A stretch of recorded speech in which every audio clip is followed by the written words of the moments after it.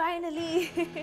Kasi ilang beses na rin yata kung dapat nakapag-taping for Lip Sync Battle. Pero hindi ko alam kung bakit hindi natutuloy. Pero feeling ko ito yung tamang timing. Ito, isa sa mga guilty pleasures ko yung gagawin ko.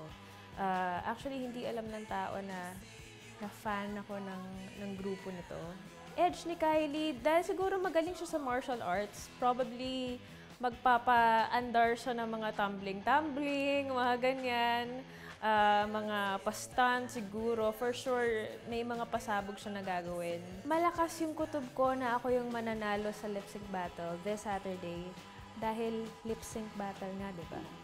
So, tignan nyo na lang yung action na nangyayari sa bibig at hindi sa kung ano-ano mga bagay. Amihan, alam ko mahangin ka, pero mas malakas ang apoy ko kaysa sa'yo.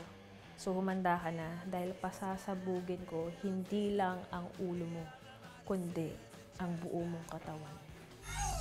Lip Sync Battle Philippines. Nag-enjoy ka ba sa aming video? Click here to subscribe para makapanood ka ng iba pang video na magugustuhan mo. Click na, dali, Now dali. na. Ngayon, ayun.